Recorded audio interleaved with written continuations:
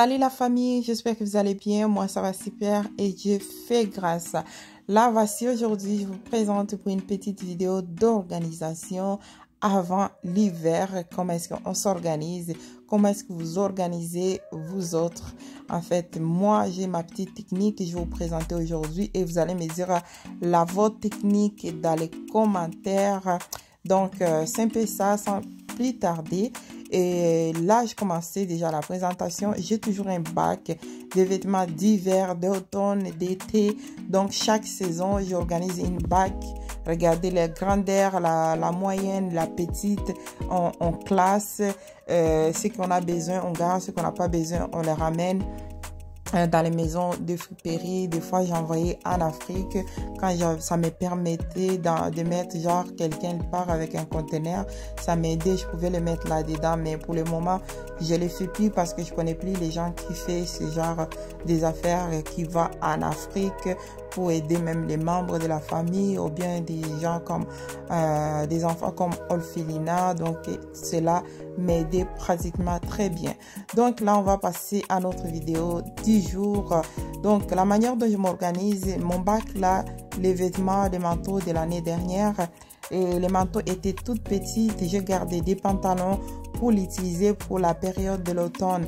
Automne, il fait un peu froid, chaud, donc la température est comme ci, comme ça. Donc, les écoles et la garderie exigent souvent d'avoir des pantalons de nylon. Et moi, au lieu d'acheter des pantalons de nylon, je préfère en acheter utiliser les mêmes pantalons d'hiver au lieu de faire des gaspillages de l'argent. Alors, j'utilise la même chose parce que je sais que avant, au début de l'année, elle va changer un autre taille et selon la façon dont l'enfant est grandi dans son corps, dans son développement. Alors, j'ai pas besoin, mais si je vois que c'est vraiment pratique, je les garde et je peux toujours aller chercher un pantalon nylon. Donc, c'est un peu ça. Alors, ce que je fais, je prends un ciseau, je fais un petit trou dans les mitaines. Après, je prends les lacets que j'ai achetés à Dollarama. J'ai acheté des lacets pour $1,50. Lacets, je passe en dessous, j'attache avec un nez. Et l'autre côté, je fais également la même chose.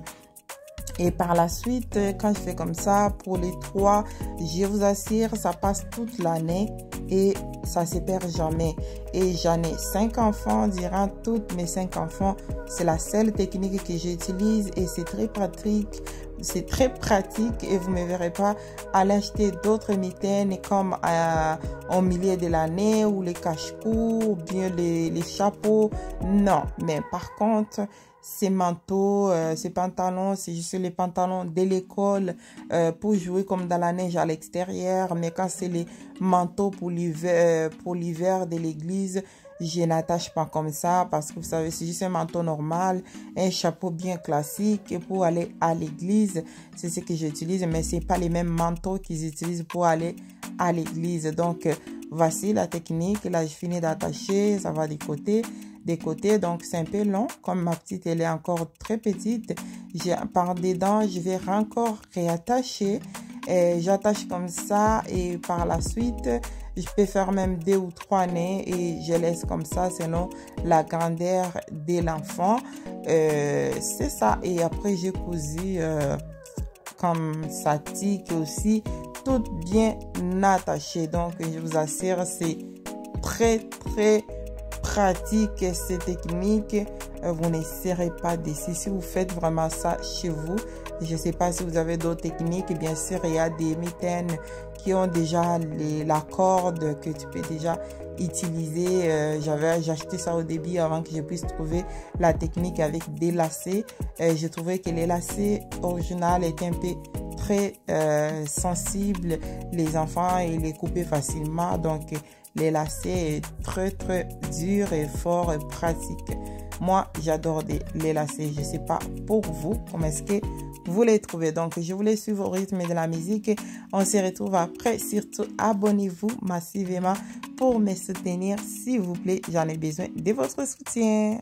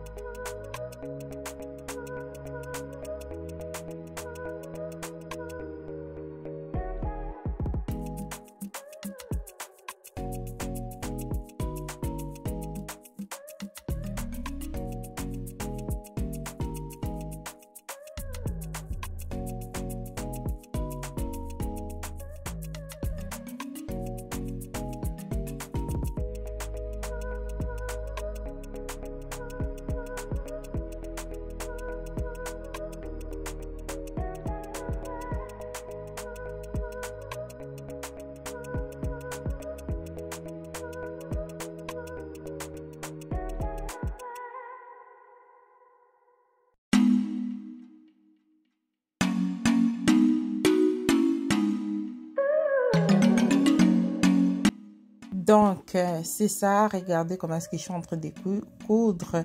Parce que pour les autres, j'avais déjà cousu avant. Donc là, je voulais vous montrer comment est-ce que je suis en train de coudre. C'est très, très facile à les faire. Donc, c'est un peu ça. Et selon l'organisation, je vérifie aussi les bottes. J'avais pas besoin d'acheter les bottes. J'achète toujours la taille qui est un peu comme, au lieu de porter les 10, j'achète toujours les 11. Au lieu d'acheter les 8, j'achète toujours les 9. Comme ça laisse un peu d'espace et ça tient bien. L'enfant est confortable. Si je vois l'année suivante, il n'y a pas un grand changement qui a changé, je garde les mêmes bottes, je les lave, je les garde vraiment conservées très bien. Et celles que quand c'est petit, c'est là que je peux réacheter, comme les manteaux que je viens d'échanger. Ils ont fait avec ça 3 ans parce que je prends toujours des tailles qui est un peu plus grandes et ça aide. Et comme j'ai pris normalement, je prends toujours des tailles différemment et les couleurs différemment pour permettre que si ça fait pas à l'autre peut comme prendre les relèves parce que j'ai des jeunes enfants comme les 3. Il n'y a pas vraiment une grande différence dans les corps. Ils sont tous maigres et donc ça facilite pour moi. Et en fait, c'est ce que je fais. Et là, ils vont passer à l'essai et vous allez voir de quoi est-ce que je suis en train de vous parler. Donc moi, c'est ma technique que je trouve très facile pour moi, même quand on sort le matin pour aller déposer les enfants à l'école. Quand je pars à la garderie avec ma petite, c'est très très bien car à la garderie, c'est bon de travailler avec les enfants, mais je vous assure, en hiver, la vie est en enfer. C'est très très difficile côté habillement, côté hiver, parce que c'est les temps qu'on pratique avec les enfants, l'autonomie. Et si on les fait seulement à la garderie et à la maison, les parents ne les font pas, ça devient vraiment très, très difficile. Donc, c'est un peu ça. Alors, très compliqué. Comme il faut toujours apprendre les enfants à la maison, à la garderie, ils restent dans la même routine. Mais quand à la maison, la vie est différente. À la garderie, la vie est bien à l'école différemment. Ça embrouille totalement l'enfant parce que l'enfant il se sent, c'est comme si c'est quoi ces fardeaux que tu me donnes de s'habiller toute seule, je suis fatiguée, j'en ai marre. Surtout les enfants de 2 ans, 3 ans et plus, ça devient de plus en plus très très difficile. Et donc c'est ça. Alors moi, ma technique, je montre à mes enfants comment s'habiller toute seule, la vie d'autonomie. Ça, c'est très bien. Ce n'est pas une souffrance, c'est pas faire souffrir tes enfants, mais tu les prépares à être autonomes. Et c'est très bien vraiment dans la vie d'un enfant. Donc là, ils vont vraiment l'essayer et vous allez voir comment est-ce qu'ils se débrouillent avec ça et comment est-ce que ça va sortir. Vous voyez, ma fille en rose, elle a juste 3 ans. Là, elle est toute seule. Et ma fille de 10 ans et ma fille de 5 ans. Donc, vous allez voir, je vous laisse visionner au rythme de la musique.